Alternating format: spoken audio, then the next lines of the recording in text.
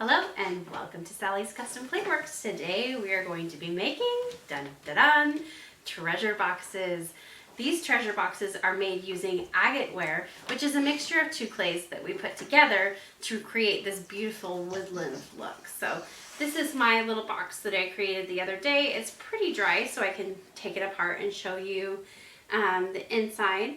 You have the option of putting whatever details you want on the top of your box and for the feet of your box.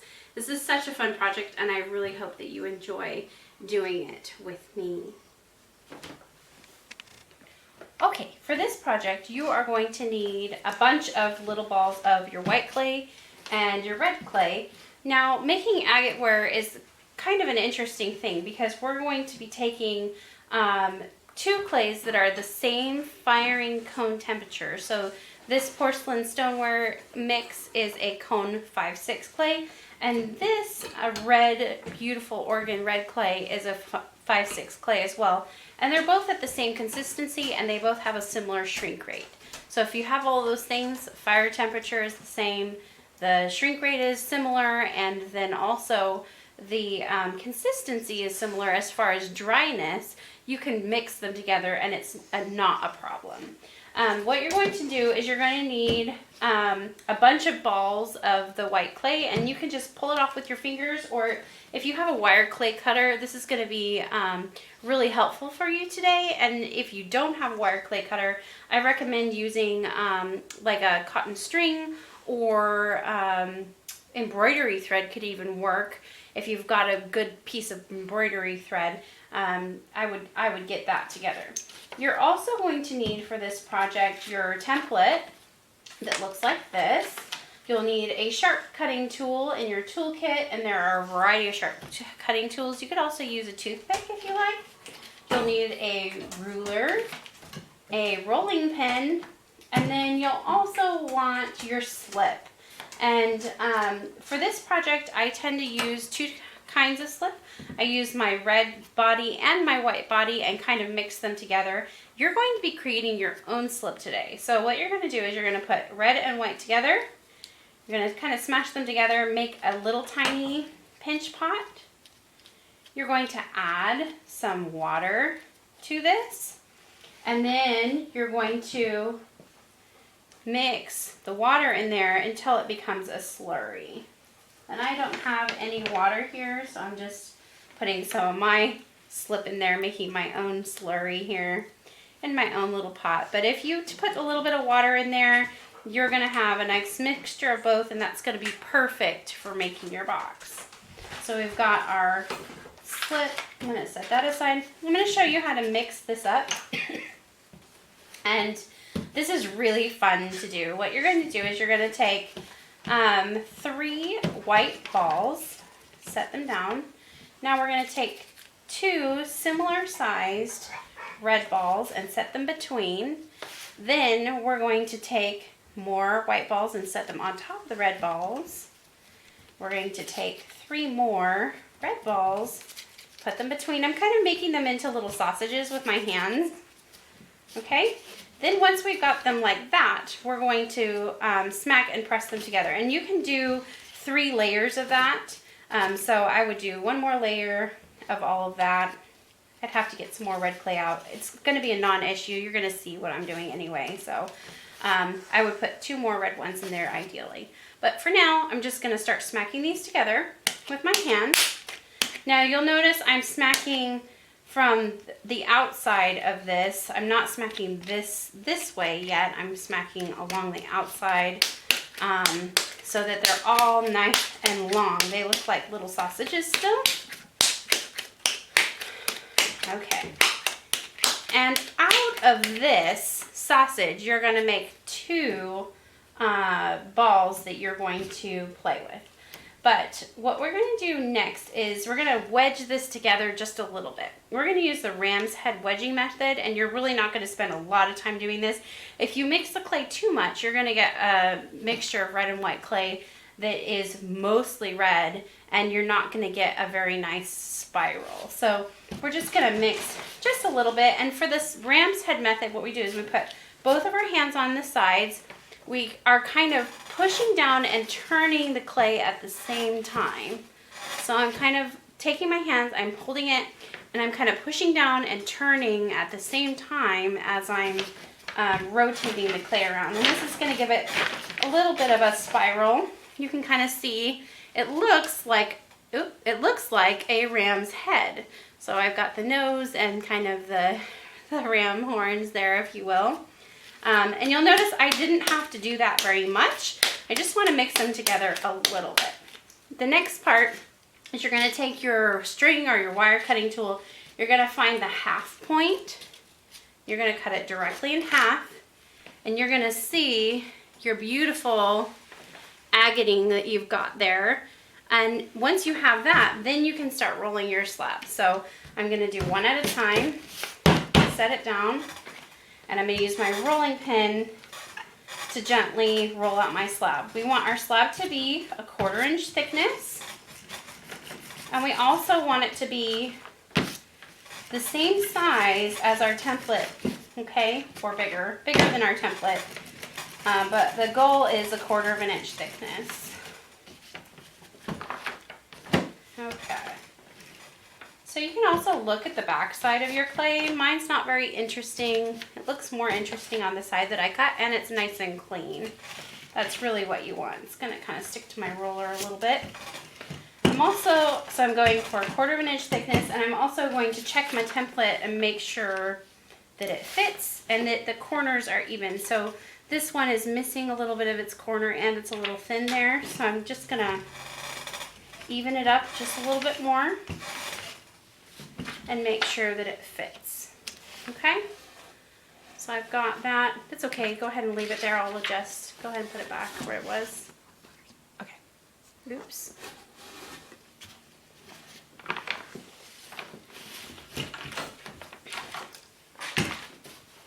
Okay.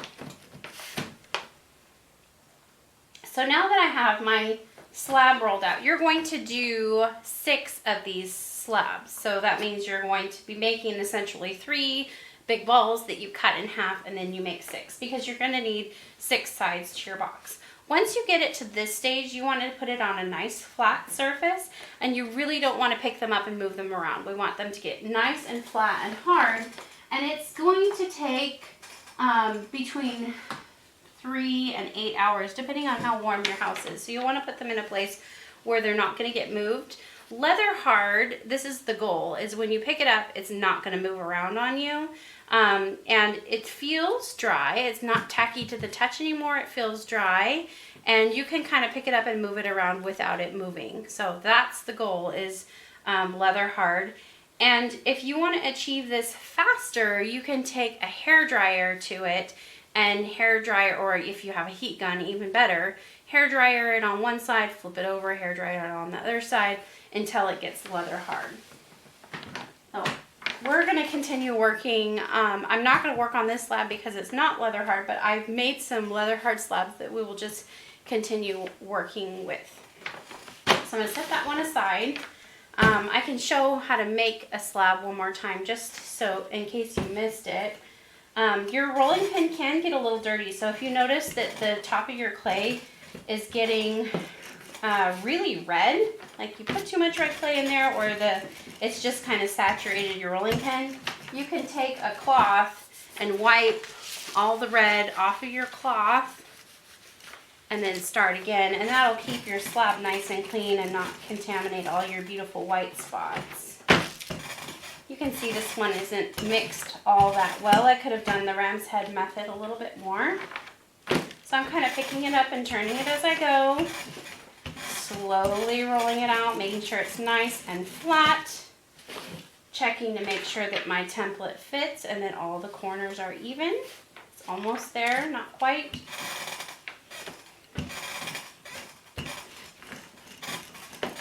Okay.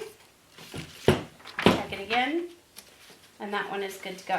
So I'm going to set it aside, and then I would make some more. All right. The other thing that you can make while your slabs are setting up is you can start thinking about the top of your box, what you want for the top. On my other box, I had made some little birds. And those are just pinched and sculpted just by pinching. I have also made, in this instance, I made some mushrooms, and these little mushrooms are going to go on the top of my box. I made them now so that they set up and harden, and they're at the same hardness for when I put them on. If you put on really wet things onto dry clay, they tend to crack and break off. So you can make them ahead of time. Once they get leather hard though, you're going to want to cover them up with plastic and keep them so that they don't dry out. The other thing we want to think about is the feet of the box. That you can have your box just very simply sitting on the table and not lifted up off the table, but I like to add what we call character to our boxes, and these little feet add so much character. It looks like the box is going to get up and walk away. And you can make feet a variety of ways. You can just make little balls for feet if you like. Use the mixed clay that you have. You can make little balls. You can make them into cubes. So you could do little cubed feet. It's just done by pinching like this on both sides. So you can see I've got some little cubes. Or you can make little cylindrical feet like the ones that I did. I just made a little snake with them, pinched one end narrower than the others, and then I just cut off the top so that they're all even. You can see I started with balls. You want to start out with 4 balls that are the same size so that you get the same sized feet.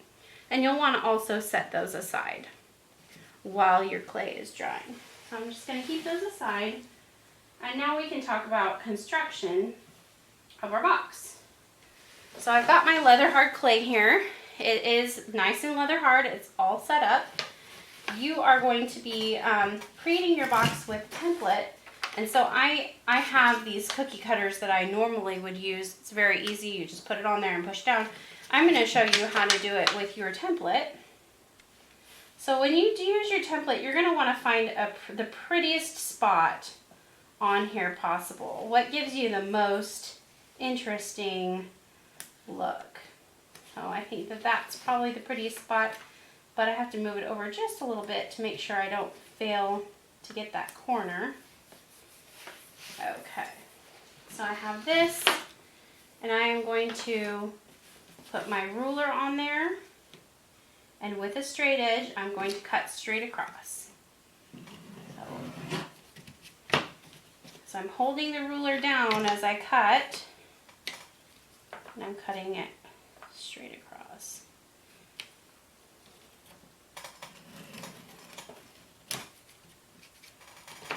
And my assistant, Michelle, if you could grab me the other cookie cutter. I'm going to cookie cutter the rest out. It's sitting right there on the table.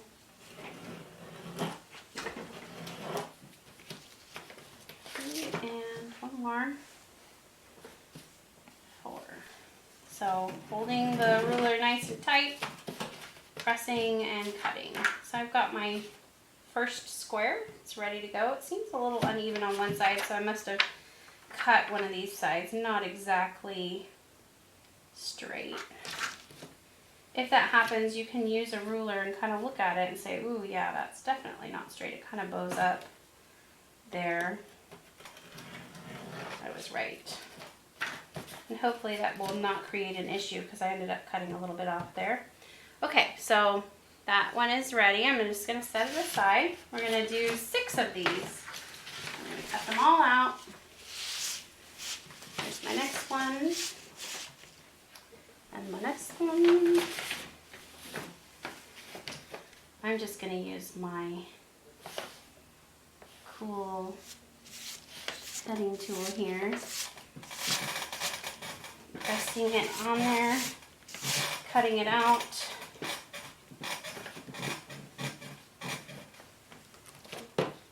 Okay. The only thing is I can't bend these slabs. I have to be really careful when I pull them out of the cookie cutter. So now I've got 2. And you're going to want to save these little slabs. Who knows, maybe you'll want to cut some leaves out of them or use them to make a handle. Like in mine, I had used one of the beautiful slabs that I had to make this handle. Isn't that cool? So I just took it and I cut it and twisted it a little bit. Let's cut this one. This one's particularly beautiful. Got a lot of really good color in it.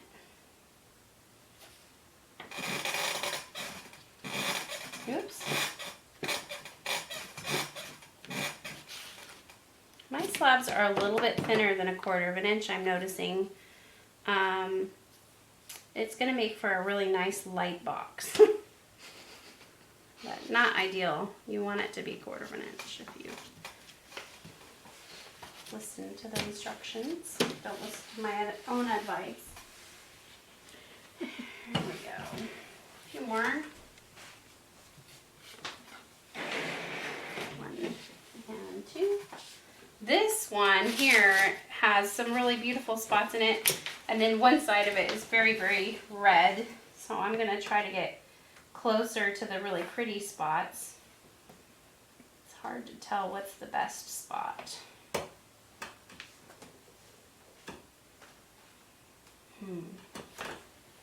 Everybody's different, right? Yep. I think I might choose that spot, or maybe I'll... Ooh. Sometimes you can turn it, you know, get creative with the way you turn your cutter, or in your case, your template. This slab is really dry. It's kind of bowing as I cut it. Okay, it's quite pretty. I love the marbling on it. It was close to the edges though. Kind of missing out on some pretty stuff there. Hopefully this one is big enough. Ooh, it is a little bit small. So if you're finding that one of your slabs is a tiny bit small, you can take your rolling pin and kind of push it out just a smidge more and get it to where you need it to be.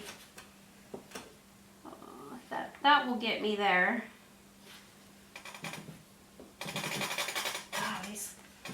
Slabs are really hard.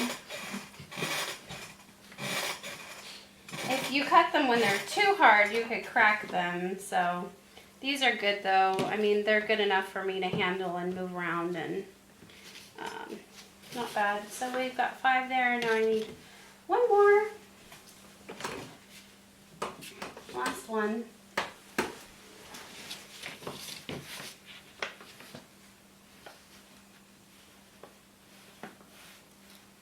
Kind of finding the best view here. Okay, pushing it in.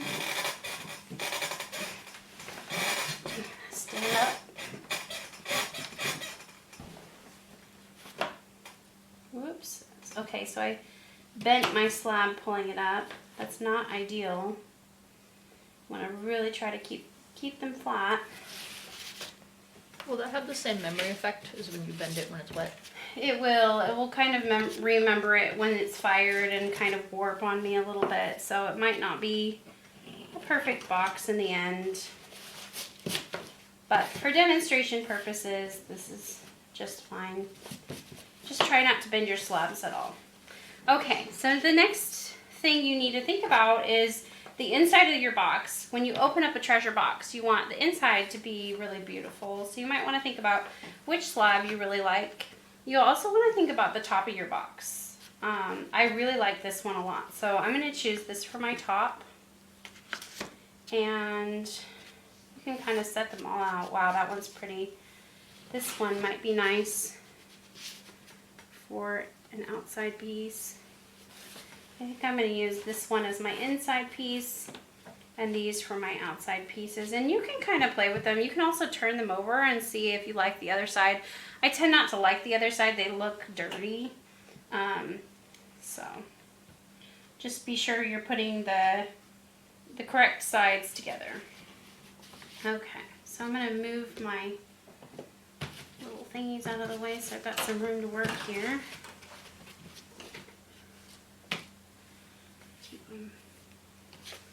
Throw some over here.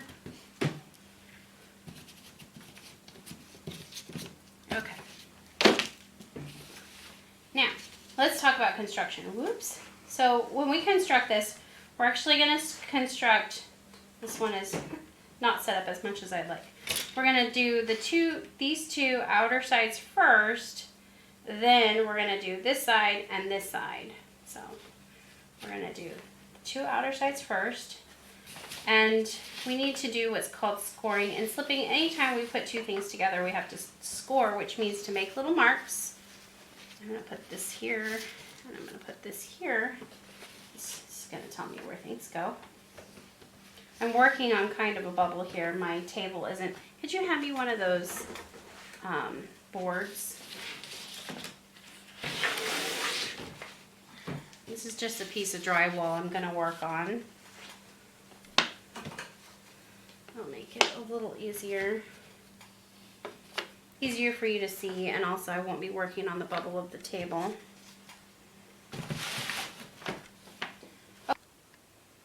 Now that we've picked out what we want for our top of our box, the inside of our box, and the sides of our box, we're gonna lay the sides of our box with the wrong side facing up. That's gonna be the inside of our box.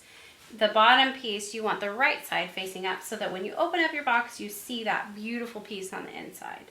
Now for construction, you're going to need a sharp tool and your slip, okay? And we're going to score along the top of one of these sides across from you. Scoring just means to make little marks, not cutting in very deep. We're going to do the same thing on the opposite side, scoring, making little marks, cutting all the way across. I'm not cutting really deep, just making little marks. Then if this is on top, we're going to be setting these on top of that side. So I need to score along this bottom edge on this side.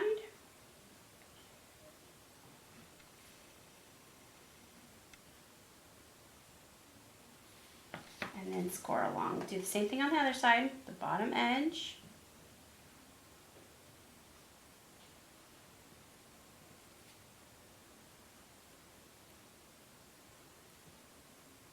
And I'm scoring it really good because I want it to get a really good strong. What this does is strong hold is what I want to say. Is it increases the surface area which it can grab on. So I did a good job on that side and the other side.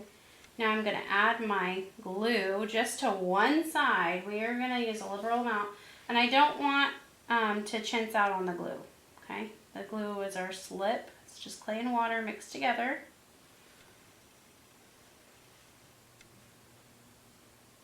Okay. Now I'm going to put one side on, and I'm going to put it on there, and I'm going to press down really good. I want it to stand up and hold on. I've got one side. Now I'm going to do the same thing on this side. And if it wants to move on you and not stand up, you can ask somebody to help you, or you can put some paper in between or on the outside to help hold it up. It should stay though if your clay is set up properly. And I'm also kind of running a finger very gently on the inside, getting rid of the extra slip. Okay, so I've got that. Now, these two pieces on the outside are actually going to go just along the outside making this box. So if it's on the outside, we have to think very carefully about where we're scoring and slipping. That means I'm going to be scoring and slipping all along this top edge of the side pieces. So top edge, not the side. And then on this sides of this piece, we're going to be doing this side. So I said the top edge of the side piece. So we're scoring along here, making our little X's. Along here, making our little X's.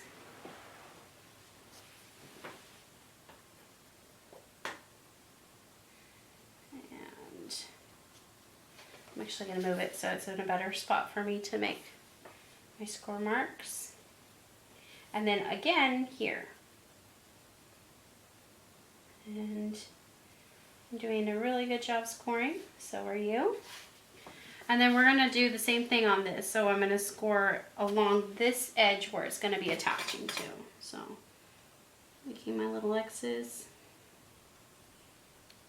Doing a really good job.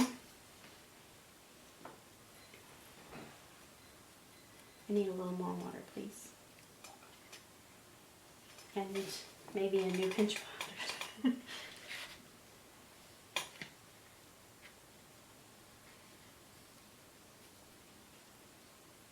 I'm trying to keep my slab really still while I'm scoring it. We don't want to move it back and forth. If we do, it's going to crack and fall apart. So I'm holding it still as I score it. And it's really dry, so I may have made a mistake making it a little bit too dry.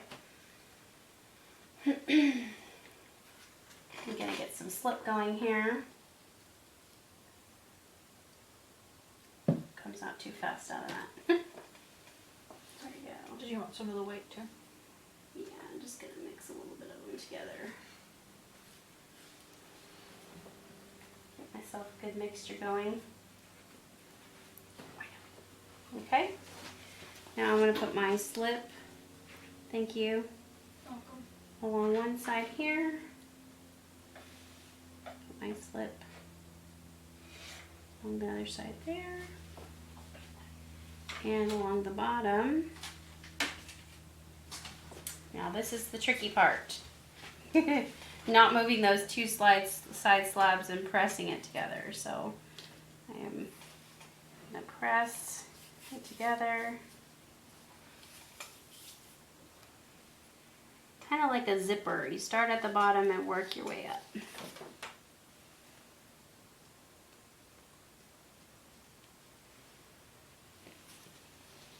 Kind of turn it so you can see what you're doing. Didn't exactly get it squared on there. Outside. Okay, and I'm going to check the other side. And then if you like, you could put a little bit of extra slip at the inside along that seam. That's what I did on the other side. You didn't see it. Okay, so I've got that now together. Now we're going to do the same thing that we just did on the other side. So this is going to go here. So I'm going to be scoring here, here, and here on the top, not the sides.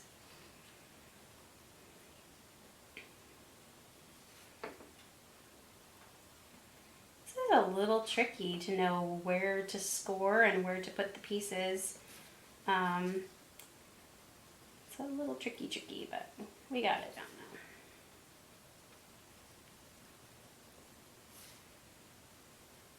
Okay, so I've scored really good on that piece. I need to score really good on this piece. I'm going to turn it so I can see what I'm doing, which means you're not going to be able to see what I'm doing. That's okay. You get the point. Scoring.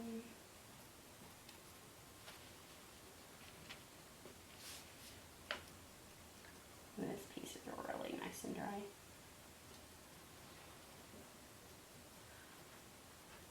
Okay. Now I'm going to add my slip all along this edge. Really glooping it on there. You'll notice I'm kind of glooping it on there, and I'm not painting it on and covering up those holes. I'm more glopping it on. If you paint it on there and you smooth out all of your scoring that you did, it's not going to get a good strong hold. You're essentially just covering up all your scoring you did. Okay, I've got that. Now I'm going to put this on there, and I'm going to try to line up one side at a time as I go. Just bring it up.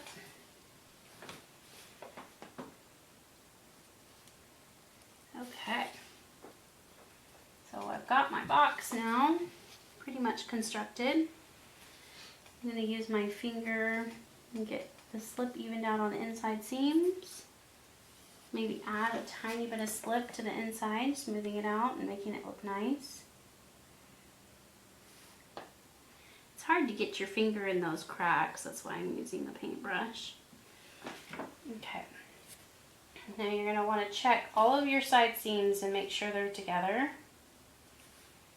Maybe give them an extra press. That looks good. That looks pretty good. You can kind of see when I push on it, the slip squeeze out through the side. That's really what you want. You want it to squeeze out through the side. That means you're getting a really good hold there.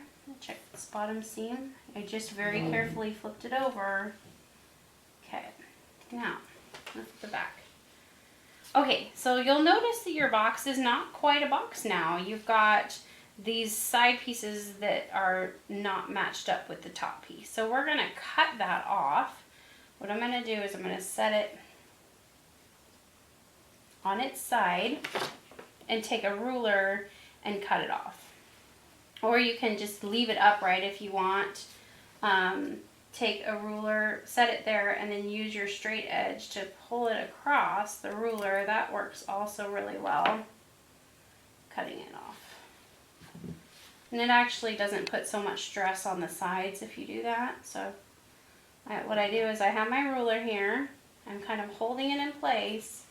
I'm cutting with a straight edge, pressing down on the ruler a little bit, and cutting all the way across. Oop. Okay, so I ruined the corner of that box right there. You'll see that there's this little piece missing. I can score and slip and add a little piece in there. And maybe I will, maybe I won't. Maybe I'll just cut it and try to make it evened up. You're not going to really notice it too much because I'm going to add this top piece to it. And, oh, that's what I forgot. Shoot. So you can't just add a top piece to it. You're going to have this gap here. That's what it was. We were going to cut the last piece at the very end. Dun, dun, dun. Okay, so that means I'm going to have to go back to square one and tell you at the beginning of the video to not cut your last piece out. So you're going to leave one of your slabs out and cut it at the very end. And what you'll do is you'll take your piece, you'll flip this over, and you'll mark it where your box is.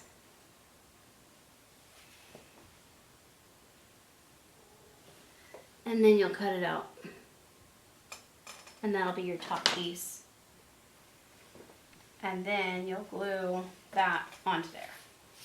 So I'm gonna have to wait to have this piece set up before I can add it to my box.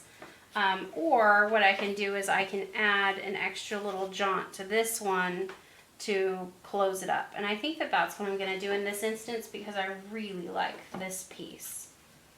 So I'll just show you how to do that because you probably all just made the same mistake that I did. So what I'm going to do is I'm going to add a piece to this. And I'm going to measure, I want it to be the right size as this box.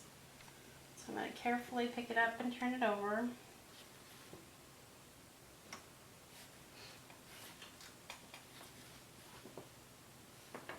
I just used one of my slabs that was left over, and I'm going to mark it with my ruler. All I did was I pressed the ruler into the clay to mark it, and now I know where I need to cut. Not exactly even. Hopefully that does the trick. Let's see if that's going to make it.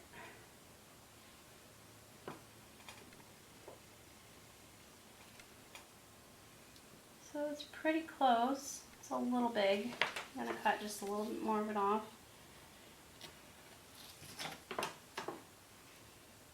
It's hard once it gets small to be shaving, you know, a millimeter off or whatever. It gets kind of hard.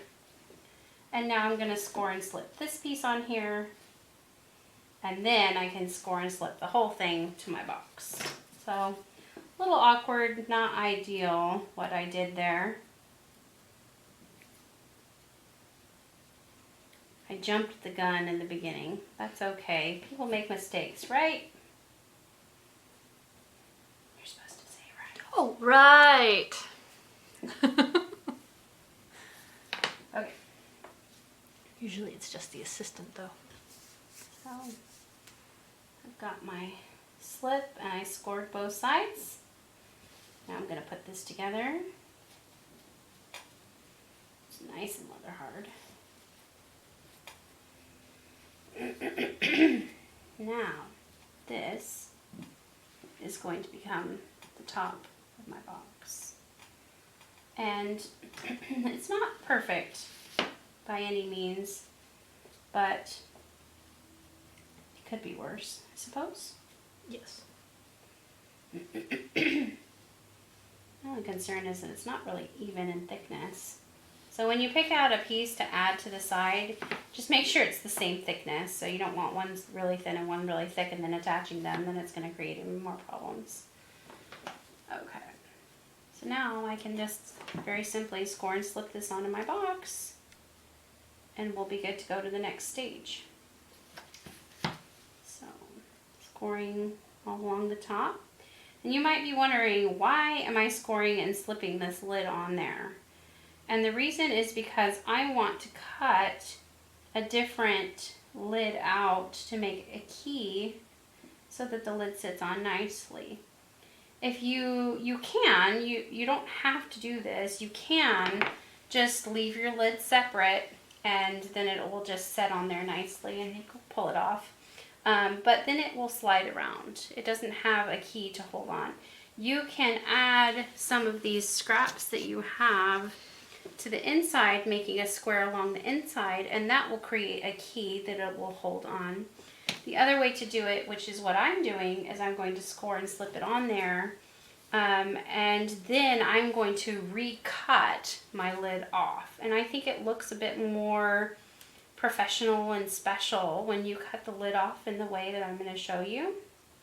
But you can choose to do it the other way if you like.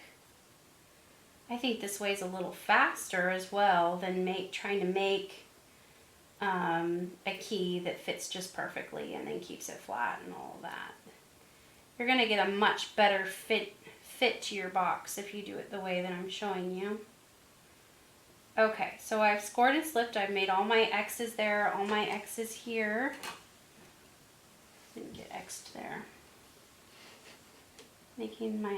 Doing a bit of a better job scoring. I'm trying to go fast, so I'm not talking forever and ever, but okay. So, slip time. Glop it on.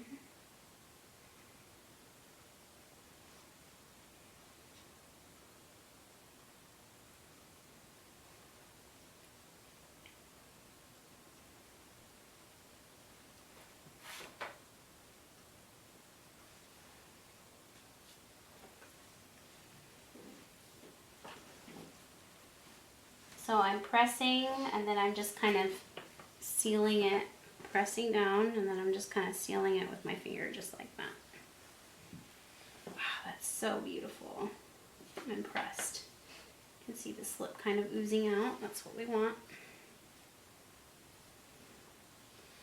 Okay, now you can choose which side you want for the top of your box now.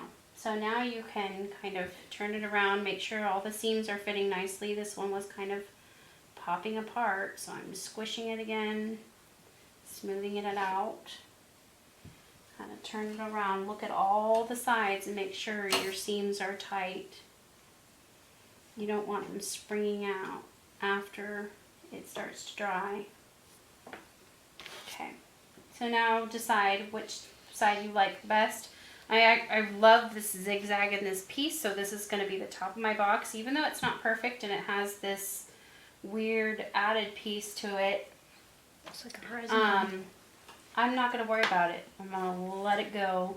So now you can create your handle for the top, and there's a variety of ways you can do that. You can pick out any of your beautiful extra pieces that you have. Wow, this one is particularly pretty.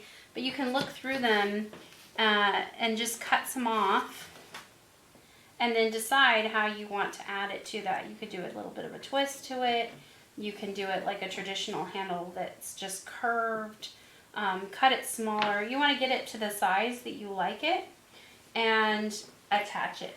The other thing you can do is you can make little things that go on the top, and that can be your handle. So in this instance, I made some cute little mushrooms, and they're not finished. I didn't get to carve the gills on them yet, but I'm going to decide how I want them on here and add some leaves to it, and that's going to act as my handle. So I'm not going to add any arching pieces or anything like that, but you could certainly do that. The other thing you'll want to do is add your feet. So hopefully your feet have set up by now and they are leather hard. And leather hard just means that they don't feel tacky anymore and that they don't move very much when you touch them. And if they are leather hard, then that's a great time to score and slip them on your box. So you can do this pretty easily by just turning your box over. This bottom piece is really super ugly. It got kind of mangled from being moved around so much. Sometimes you can just scrape away at the surface a little bit and get some of that pretty texture to come back. You don't want to scrape too much or you're gonna scrape into your box. But you can use like a credit card to do that with. I'm using the edge of this cookie cutter, but a credit card works great. An old credit card or even your ruler. You could take your ruler and do it. But you can see that really popped back to life as soon as I did that. Now I've got my little feet and they are ready to go on. They're all even and I love these little feet. They're just so cute. You can decide whatever kind of feet you want to add. You don't have to add feet to your box if you don't want to. Again, you need to score and slip though. So I'm going to make my little marks. Make my little mark. Slip. And score. And I don't really have a method to my madness as to what side I put the slip on. You find out what works. Typically, I prefer putting it on the piece, the main piece. Oops, I didn't score that. Put it on the main body and then put the attachments on. That's the best way I found, but I don't always follow the rule. Score, score.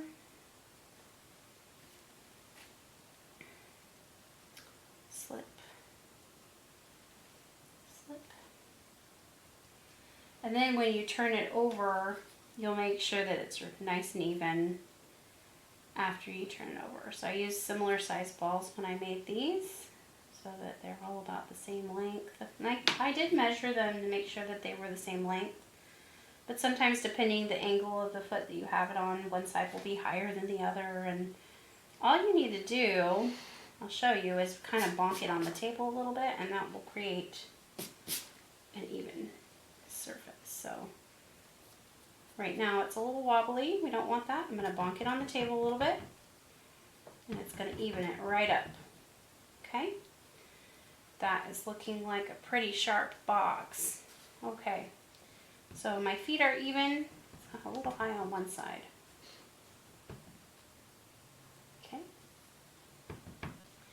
Now that I have my feet on there and I'm happy with them, now I'm going to cut out the lid to my box before I put my embellishments on.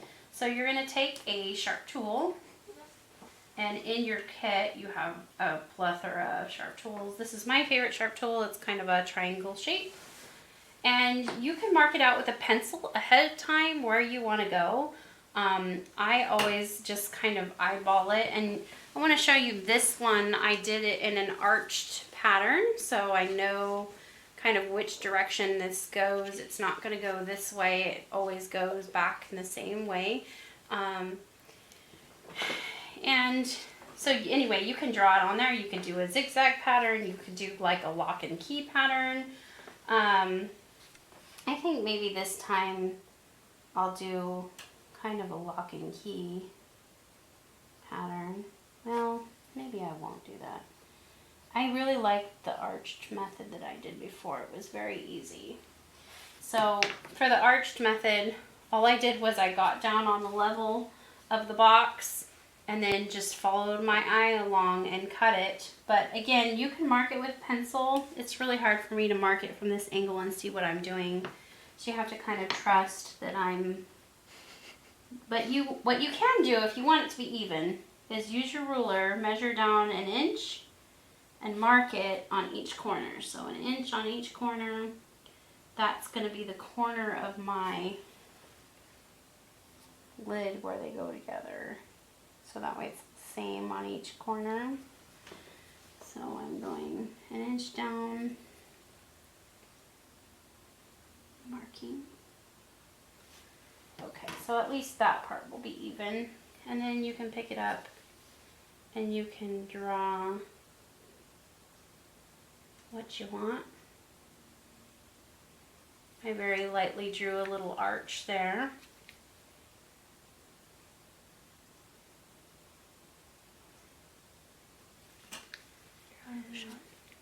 I'm probably out of the shot. I need to be able to have it at an angle that I can see what I'm doing now. So I just drew the little arch on there with the pencil. And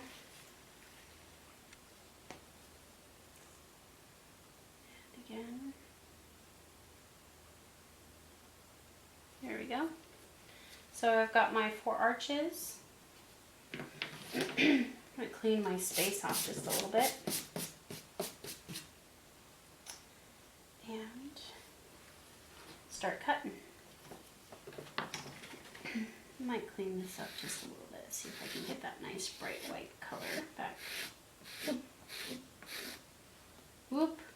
Gotta be careful when you do this. You don't want to ruin your box. But you also want to get some of that nice color back. Okay.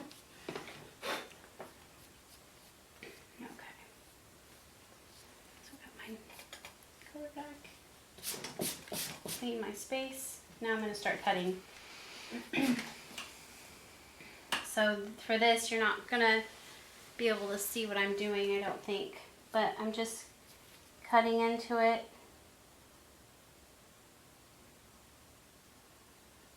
Following my line.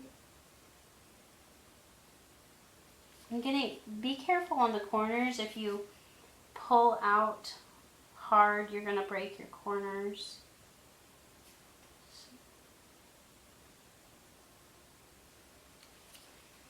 Being really gentle on the corner.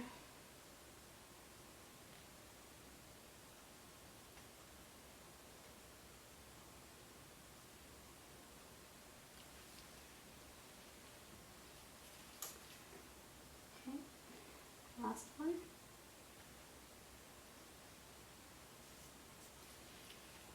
Okay. Now, whoops, yeah, it came right up. Okay, so now it's pretty messy, but that's okay. I'm gonna just take my fingers and I'm gonna run it along very gently. Being careful not to move anything, and clean it up. I'm just taking all those burrs off and cleaning up anything that I didn't see before when I made my box because I couldn't get to the inside.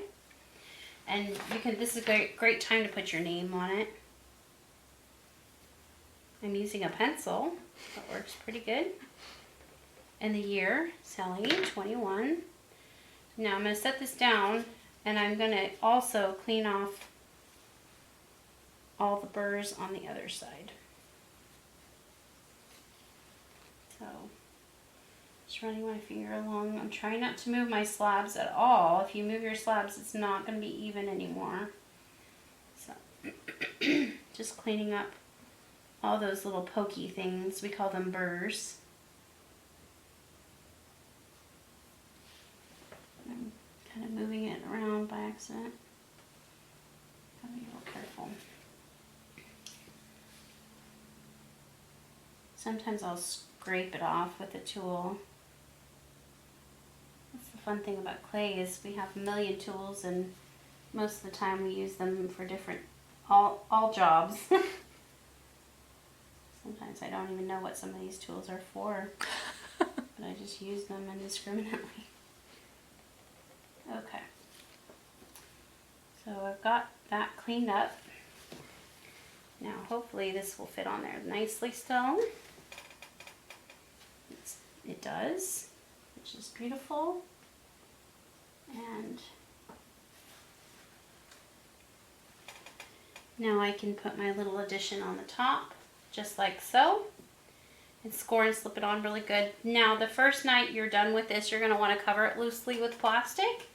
Then after 24 hours you can take the plastic off and just let it dry.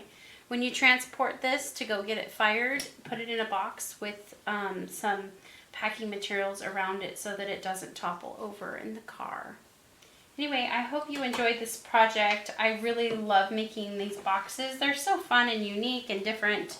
And when we glaze them, we will most likely use either clear glaze or just leave them raw and do a color on the inside and maybe on the top with your details. And you'll really see some beautiful contrast in the Agateware.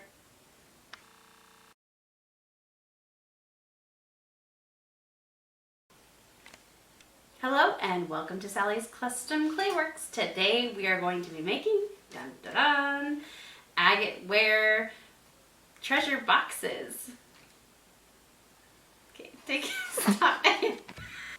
Hello and welcome to Sally's Custom Clayworks. I'm Sally and today we are going to be making, dun dun dun, boxes, Agateware boxes.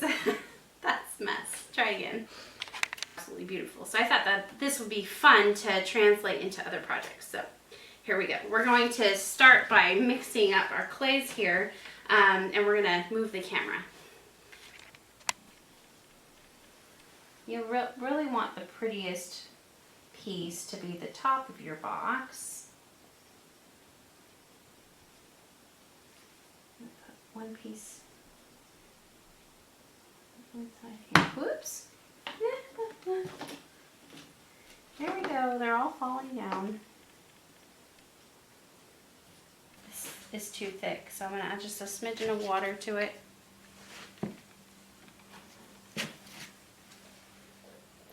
Whoop. That was not a smidgen. I didn't do that one.